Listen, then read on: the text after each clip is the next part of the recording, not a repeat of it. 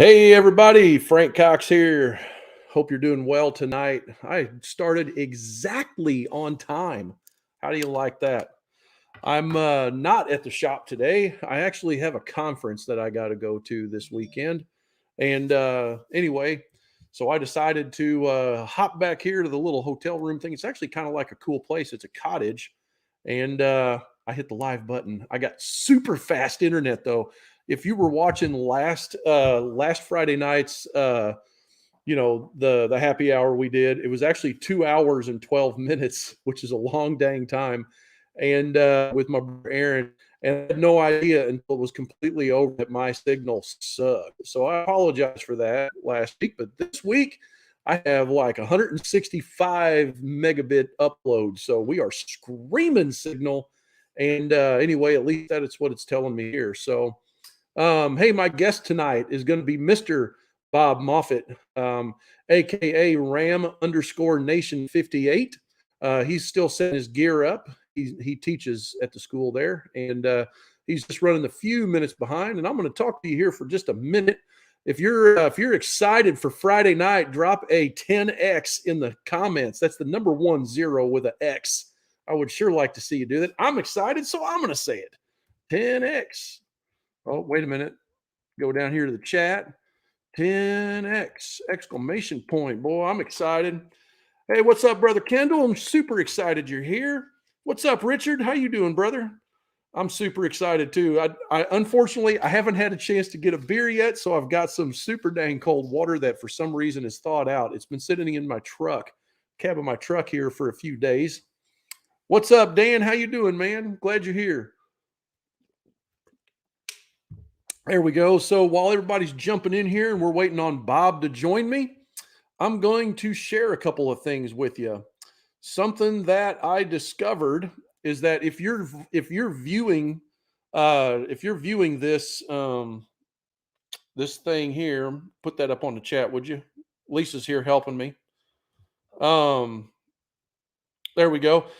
If you're viewing this feed on Facebook in the SmokerBuilder.com Facebook group, there's some privacy settings on your profile that if you want me to know who you are when you comment, you have to go to this link that Lisa just popped in the chat, I believe. It's actually StreamYard.com/ there it is right there. She just highlighted it there on the screen. StreamYard.com/Facebook. That will allow you take that down. That will allow you to show your name on your profile. That's all it does.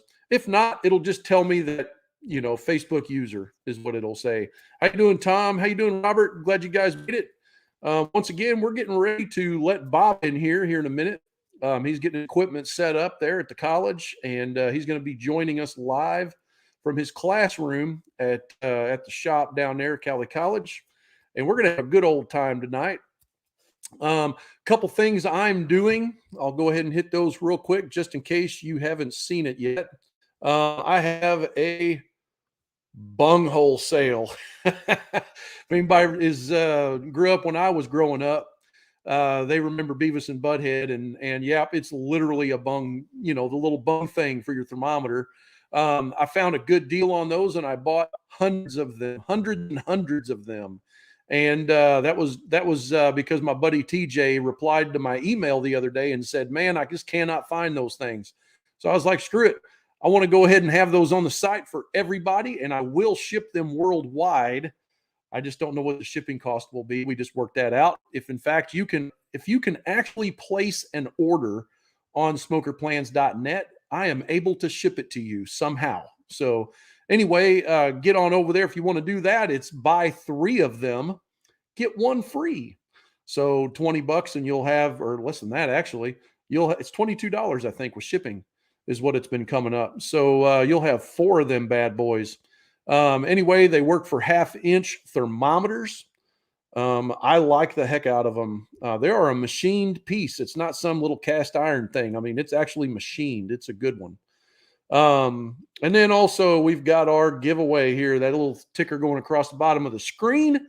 If you go to sbmfg.net/giveaway, you'll have an opportunity to enter to win one of 3 chances to win $4,000, actually $3,900 and $3,970 worth of welding gear, including a Blue Demon 200 MSTI multi-process welder. Same welder I use in the shop. I actually dropped a video on my Instagram profile yesterday of that welder, just a little kind of an unboxing, sort of a walkthrough video on that thing. It's a good welder for welding 1/4 inch. It just screams. I like to use, and me and Bob will talk a little bit about this tonight, I like to use 030 wire in that machine, them 200 amp and smaller machines. It just seems to just do a lot better with smaller wire.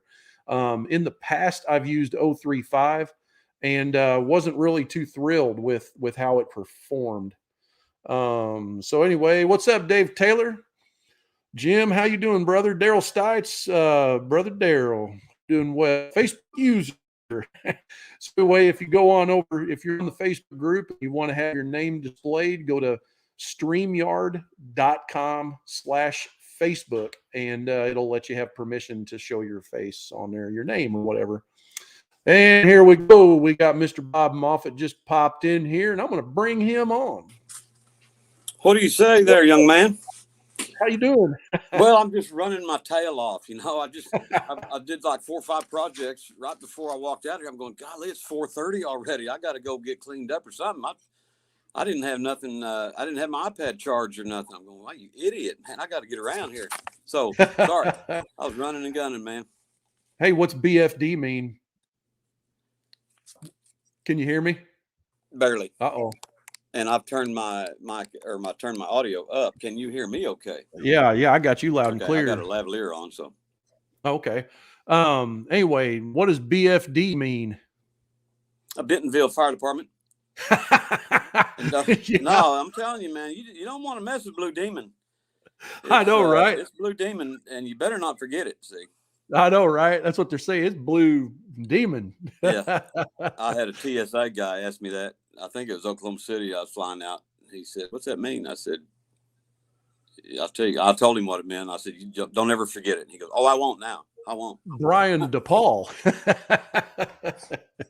Anyway, I'm super glad you could join me there, Bob. I hope you can hear me okay. The old iPad speakers there. But anyway, can you hear me?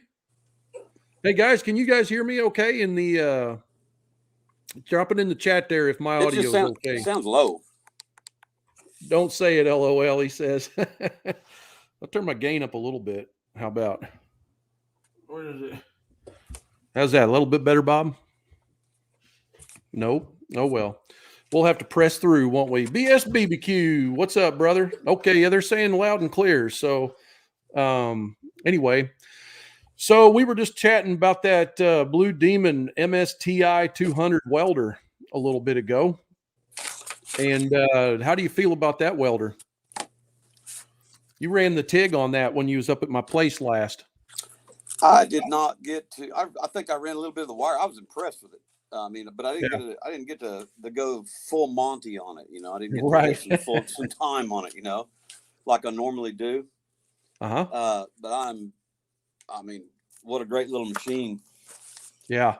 I'm over here. When you put that post out about the giveaway, I'm over here going, pick me. Man, oh man, that's good. That's a good little addition to the shop right there. Yeah. And for the, if you're trying to decide, like, do you want to stick weld? Do you want to MIG weld? Do you want to have a TIG welder? Instead of buying 3 machines, it's just super great when you can, grab a less than $1,000 multi-process machine that'll do dual voltage. I mean, it's great, and it's a inverter machine. So, I'm super, super happy with it so far. Just burning 030 wire. I know that you were working with that Everlast machine as well.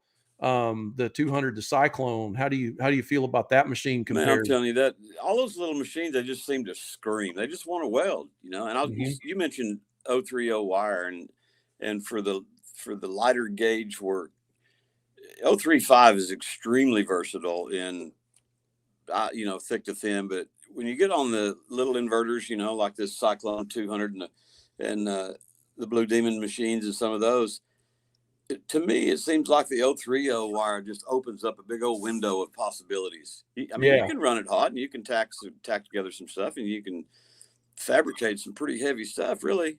So, but they run so much better, I think. Yeah. I think they handle it better. The reaction time and the inverter, how they short arc and everything. And I just think they're sweet little runners, man. I mean, I'm impressed. Yeah. Mm-hmm. So, how's the students doing this year in your class? How many students you got? What's the next question? I got 29 students right now. 29. I think. Let's see. No, 28 students. It's I don't know what to say. Yeah, I really don't. Well, it's definitely, good that we're turning out welders. I sure hope that that they take advantage of being able to go to school with you as their educator. I don't know, man. I guess I'm too easy anymore, but I gotta be patient and follow policy and do all this stuff. I'm going, wow, everybody's disconnected. We're not hooking up like I think we should. So yeah, it's frustrating for me. I like to raise the bar. Yeah. My constituents, my advisory committee people, the people that are wanting the product coming out my door are raising the bar. Mm-hmm. But what am I working with coming in? Are they genuinely hooked up? Are they prepared? And do they want to commit and all that? And that's what's tough right now. Mm-hmm. A lot of people just don't want to commit, period. Yeah. Adults. I'm not talking about the kids. I'm talking about the adults. So it's kind of scary. Yeah. So let's see. We got our welding school coming up on the 19th of March. You pumped? You excited? I'm fired up, man. I'm ready to go. I'm gonna low tone everybody there. I'm gonna ease back on the. I know what's going on now with Frank's folks. I can take care of Frank's folks. Us pit builders are wired a little bit different than them pipeliners. We like to have fun. I know it. That's correct. I need to just gear back. I need to throttle back a little bit. So I will tell you, Justin, you remember Justin Hicks? He came to the last class, Hicks BBQ out of Florida. He called me last night. We was talking how to set axles on a trailer, he was building and stuff. And he just couldn't say enough about the class and the opportunity he had and how useful that's been going back to his place. He was just really blown away and he hopes he can come again, and it's really good to hear that feedback. Yeah, he's a great guy. I'm glad that he reached out and we got to answer more of his questions when he got home because there were specific applications that he needed to hear. His equipment. I think there was an issue. I don't remember what it was now. Well, he was telling me that same little brass fitting that was bad on the 215 machine that you brought up. What's up with that? That's a mystery, Yours was missing. His was just leaking. So that's crazy. There's Richard. He was in the class. He said he loved it. He's in the chat. Yeah. Appreciate that, Richard. Yeah. That you've been to the carnivals and you hear the rides running and everything. Every now and then you hear the big discharge of air. And that's exactly what I have stuck in my head over that whole deal is I went over and I set up and I was going to do this TIG demo and all I could hear when I hit the trigger was oh yeah. And I'm going, what's going on in there? No, it was a MIG demo. It was a MIG demo. Yeah. MIG, yeah. I didn't have gas to run through the gun there, so it just discharged out the inside the cabinet there, and it just had a bad sound, Yeah. So guys, if you have questions, pop them in the chat down there. Lisa's earmarking those questions so we can kind of come back to them here as we go along. And, what we're going to be doing is we're wanting to answer your questions about anything you got, fabrication, welding, anything like that you think that we could help you guys answer. If we can answer. If we can answer. If not, if not, we can find the answer. I'm in my office. I have books and I have the computer, the internet. Yep. So anyway, Bob's joining me with a good old bottle of water. Because I wasn't able to grab my happy hour beverage on the way up here to the hotel. Like I say, I'm out of town today. Well, anyway, so we did a Q&A recently where a guy was asking questions. His name was Paul Mata. Remember, I don't know if you remember or not. He was asking about that 256 Lincoln and the settings and stuff on that welder. that was here about a month ago. And, I've had the privilege of talking to him. They actually started a smoker building shop in Houston, Texas. And they threw down on that welder, and they've got a Torchmate plasma, and he's learning how to run that thing too. And I didn't know if you remembered him or not, but man, they're doing really good. I'm trying to give a few shout outs here for some of these new guys that are coming out and building pits, Anyway, I've got a podcast about that I'd like to publish pretty soon. And what do you think of those Q&As like that we did that time? Wasn't that fun? Are you asking me? Yeah. I'm sorry, I can't having a hard time hearing. Yeah. My apologies. I got my cleaning crew out here in the hall, and they're running up and down the hall with the cabinet things. They're loud. Gotcha. But yeah, I was just asking how you feel about those live Q&As that we were doing. The last one we did. Man, I learned a lot off those. I really do. I chime in. It seems like I chime in just at the right moment when I'm catching something, and it just piques my interest, and I'm there. Mm-hmm. Yeah, you definitely had some good insight on that machine. How do you feel about the more expensive welders like Lincoln, like the 256s and the ESAB, the EMPs? I can give you my spiel over what I've been exposed to over the years. Back in the olden days when I was growing up, it was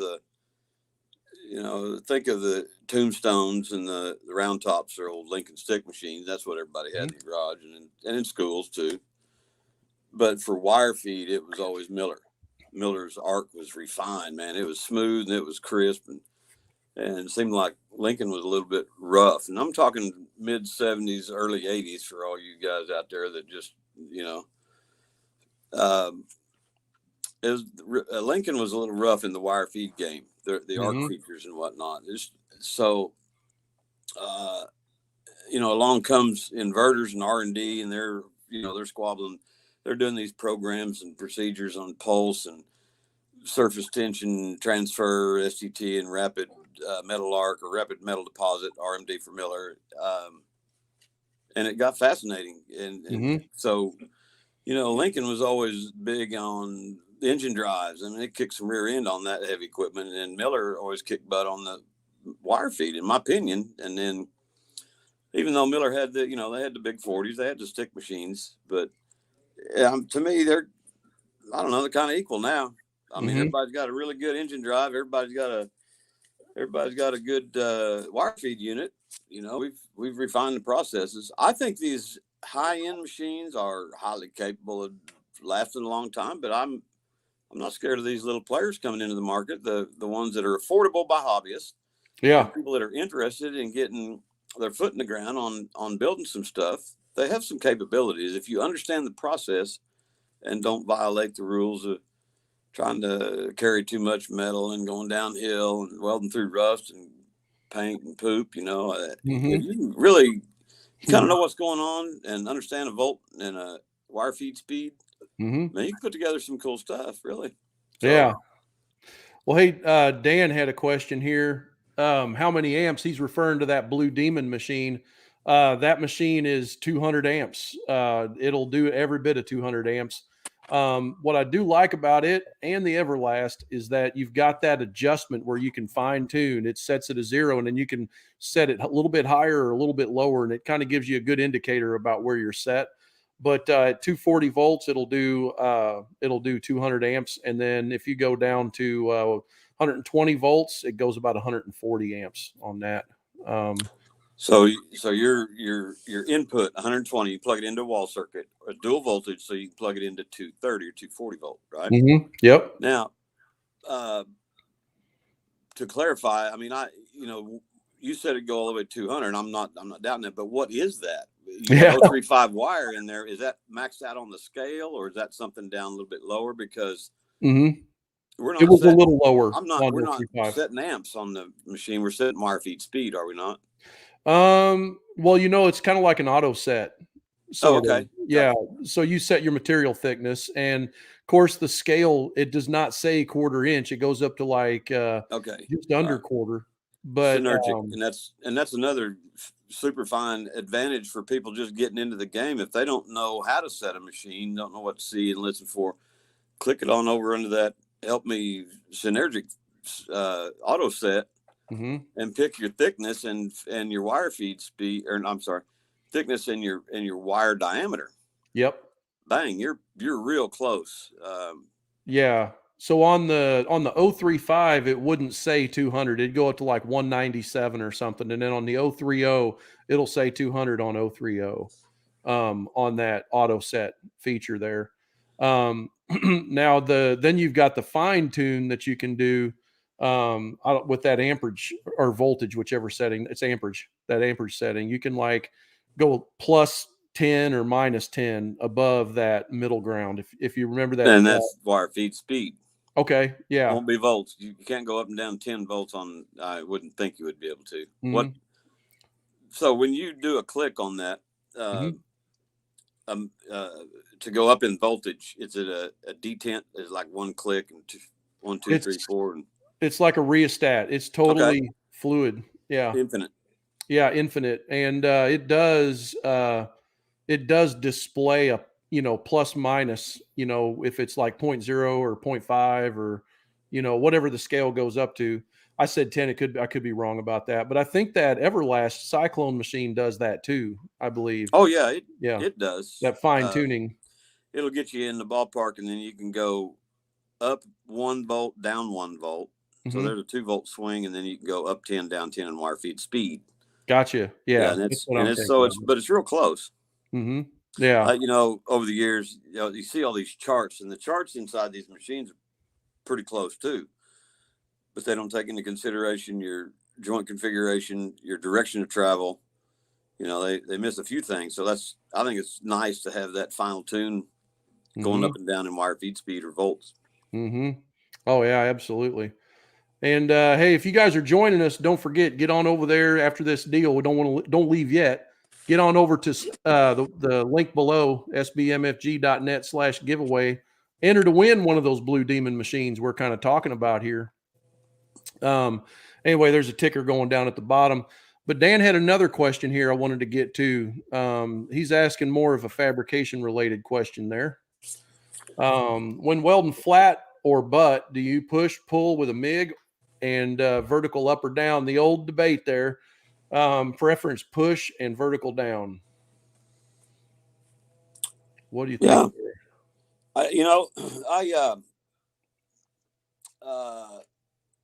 I'm pretty much a straight in kind of guy. I really am. I don't give it a whole bunch of, I don't lean one way or the other a whole bunch. About a 10, 15 degree window is about all you're going to see out of me. I don't, they say push if you're on hard wire, and drag if you're on something that produces a slag like a flux core. Yeah, but if you stay in that 10, 15 degree window, it really doesn't matter. I like seeing the weld metal penetrate, go into the pool, to be directed in there. If you're using extreme angles, it seems like it's kind of glancing off. So a flat plate, if I wanted the weld to build up a little bit more, I'd pull it. I'd drag it in there on a flat butt weld. Again, how's that prepared? Is it square? Is it got a V groove? Or, those are some considerations. Yeah. And Dan, those are great questions. There's always these little subtle things that you can do to, make a weld do something or avoid having to grind or finish or something like that. But vertical up, vertical down, preference to push and pull.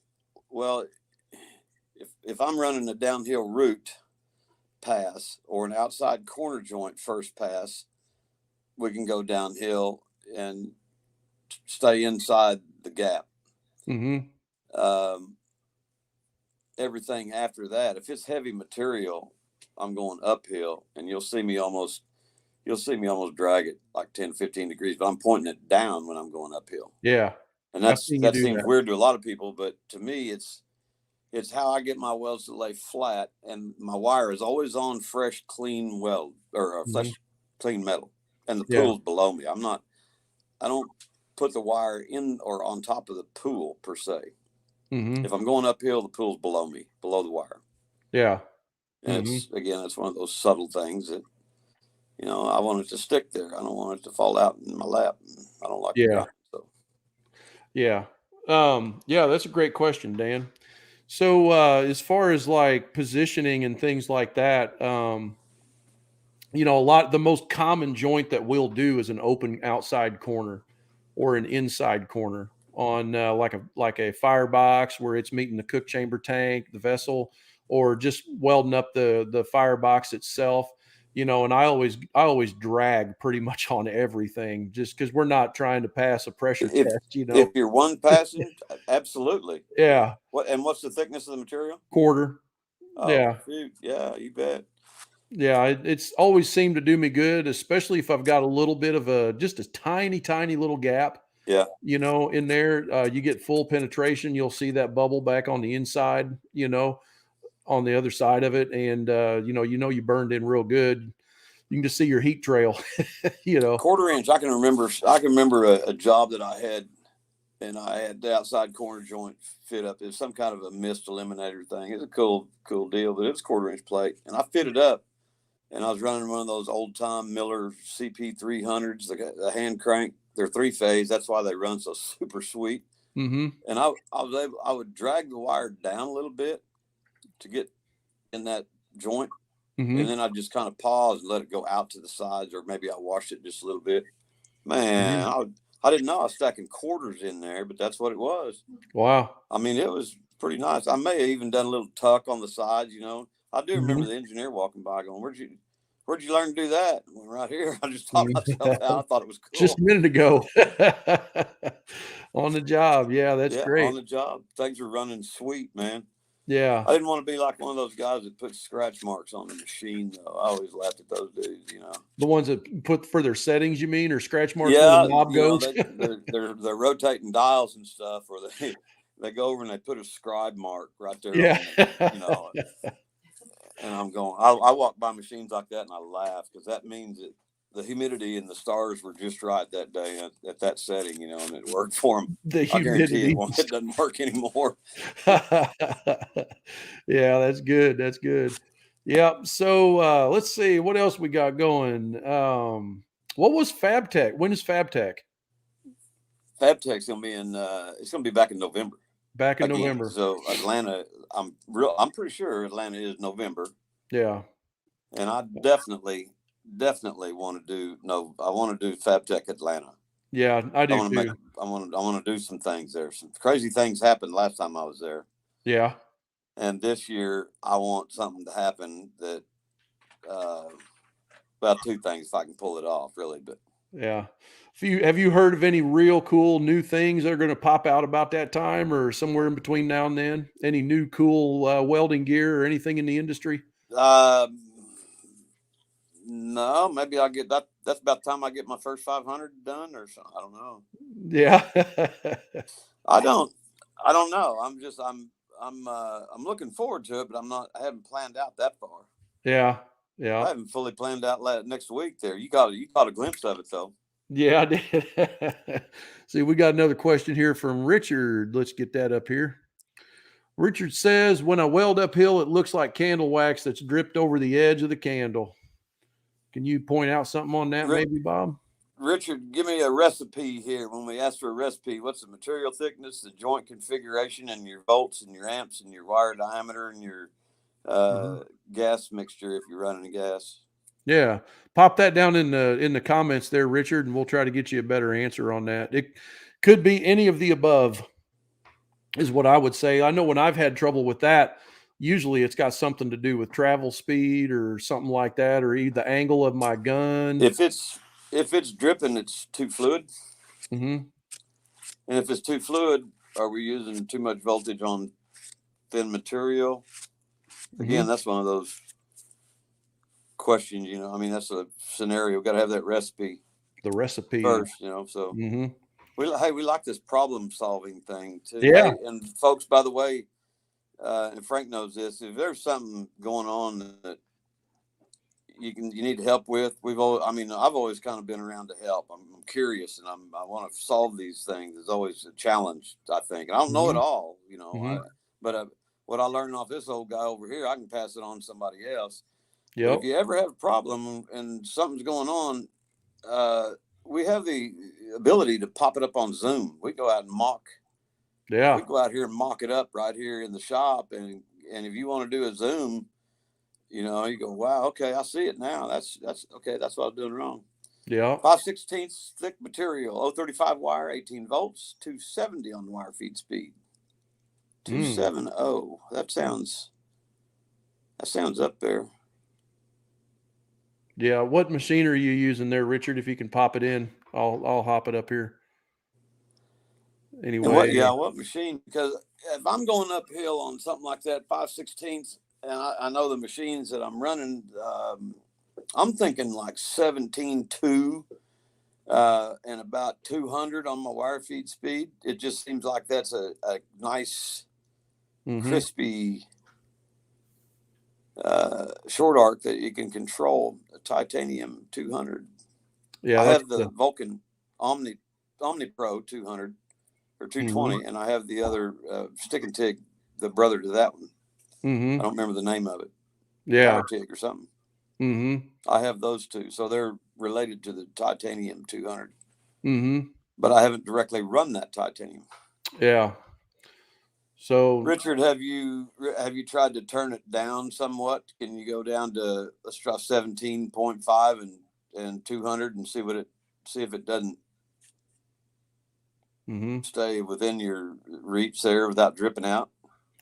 Yeah, I'd say what you're saying about it being too fluid. I'd say that's probably a good analogy as any. I would think. It's just running out. It's not cooling off fast enough. All right. We don't have time to make it stick. Although 5/16 is respectably sweet material to run on. I mean, I'd run it uphill, but I'd have to cool it off. Yeah, and then again, if it's just a firebox, if you've got an open corner that you're running it in, and it's a little bit of a gap in there, I wouldn't have any problem running that downhill. I usually, like you were saying a minute ago, get my finger in the right place, pull down and then go back up and wiggle, and then pull down and then go back up a little bit and wiggle.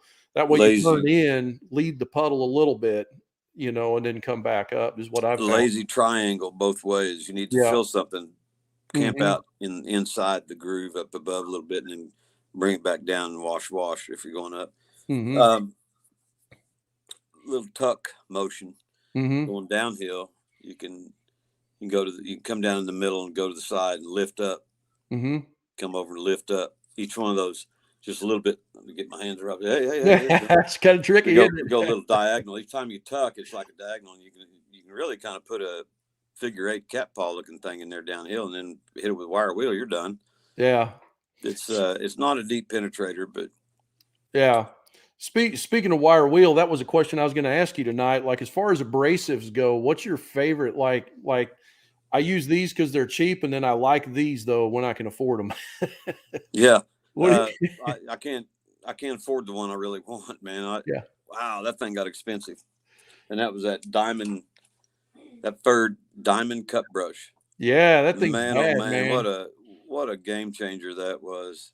We like to fabricate projects that are visually appealing, and there's nothing visually appealing about a project that it looks like you just beat the crap out of the corners, And that's what it looks like when we grind to remove a mill scale or something if we don't do it correctly.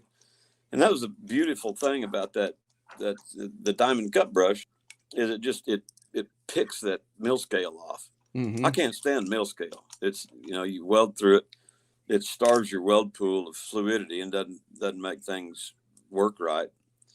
So we want to get rid of it. And how do you get rid of it? Well, you can't lift or you can't put a flapper disc down because it just glazes over immediately. It's done after about 10 seconds, and then you got to take it off the side, cut it or something. But you'll see me use 1/4-inch wheels a lot.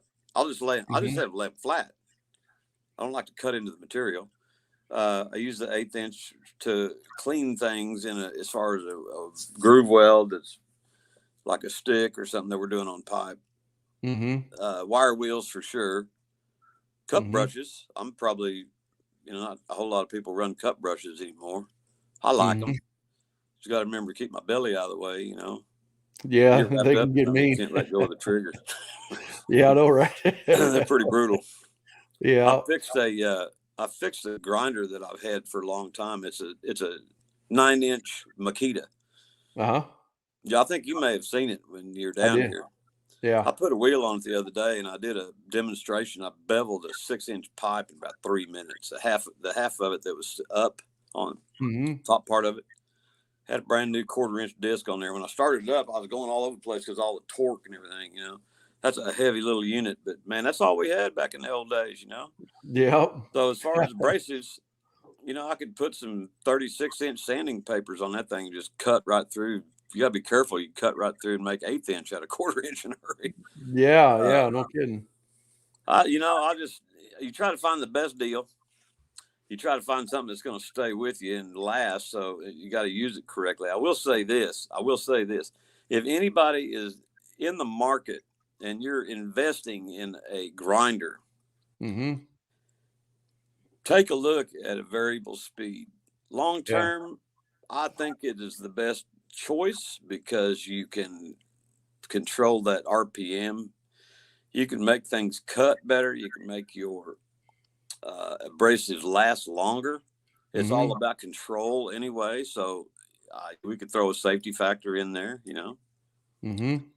I just think they're a good idea. And I purchased a couple of Metabos because they were something that I could afford, and I've used that brand before. And I'm not an ambassador for anybody in the abrasives game. Not speaking for anything, and even if I did, I'd still speak highly of anything that worked good. So there's some great units out there. They're extremely expensive units. I rolled across some the other day on the internet. I'm going, golly, I need to retire and put all my money in that if I'm gonna buy it. Holy smokes, that's expensive. I couldn't believe it. Yeah, but there's some good stuff out there. It's what's available to you locally. Whether you know somebody that can give you a good deal or whatnot, but service, but variable speed, I think is the way to go. I don't know what that thing is you got. I think it's got a turbo on it, doesn't it? That thing's bad to the bone, boy. That's a D-wall. Bring my 9-inch up there. We're going to have races around expanded metal or something. Yeah, contest. It's not variable speed, but I'm with you on that. It's just a little bit more money to get that variable speed. And I can remember when I was down there. Matter of fact, there's a YouTube video on this channel on YouTube, SmokerBuilder, where I was down there with you, and we was cleaning mill scale off with that diamond cut brush. That's right. That thing's awesome. Yeah, I have no idea what it cost, but boy, it did the job. When the cup was pretty new, and I think I've gone through one other cup brush since then. Wow. Yeah. And they're up there. And it did nothing to the base material. Like it just knocked off that mill scale, and it looked like it'd been sandblasted. Yeah. And brushed after that. It's so sweet, that's the surface that should be on your steel. And guess what? You can weld at lower settings. You don't have to breathe all that junk and the rust and all that stuff's not in there. So yeah. Real quick here, I said I was going to give some stuff away tonight to some guys in the chat, and I've been kind of watching the comments here. I think that man, Richard made a bunch of comments, didn't he? Doggone. Let's see who's going to get something. Let me do the Bob way. So I'm going to take my scroller and I'm going to go like this a whole bunch. That's how you do it, right? Yeah, for time constraints, that's all I got available to me. Unless I dump a bunch of names in the trash can, then I take the air hose and stir them up. That's highly effective. Now, that's a good way. I've done that a time or two with the giveaways from Australia.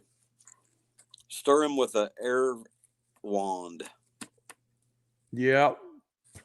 All right, here we go, guys. I'm gonna land on somebody. Here we go. Wham. Well, it can't be SmokerBuilder. It's one right under. Kendall Burris, if you're still watching, You won a 4-door kit, including the new bung holes that I got. Bob, do you know I'm giving away? I'm doing a bung hole sale. No, I didn't know that. I'm doing a bung hole sale. So those little weld-on bungs that you get for like pipe, half-inch pipe. Oh yeah. I got a whole bunch of them. I got hundreds and hundreds, and I was I'm in giving the them shop away. last I'm night selling fabricating a circle burner attachment for a plasma torch. them. Kindle. And then I cut some bungs myself. Burris. See, I'm writing you in here, bro. Won a 4-door kit with bungs. Bam. There, it's official in the deal. Now I got to draw one more thing. I'm going to give another thing away here. Lisa's over there. She's right across the table from me. She's tapping her foot and she's telling me, no, that's it now. No more. Let's see. Wham. Richard Wyatt, you won a SmokerBuilder hat. I think you already got one. We'll do the I Build Smokers hat because I know you don't have one of those. So anyway, Richard, you're watching on YouTube. Kendall was watching on Facebook page. I love giving stuff away. We're also giving away $4,000 worth of sorry guys, I got to type. I can't type and talk. There we go. Bam. In the comments. Guys, get a hold of me. Me or Lisa after the call here or tomorrow or whatever to claim your prizes. But we're giving away $4,000, doggone near it anyway, $3,970 worth of welding stuff. All you got to do is go over to sbmfg.net/giveaway. And there's a whole bunch of Blue Demon stuff. Matter of fact, I bought them out of nozzle dip today. We bought every bottle they had. So they don't have no more if you're looking for it. I got it all. But that's part of the giveaway.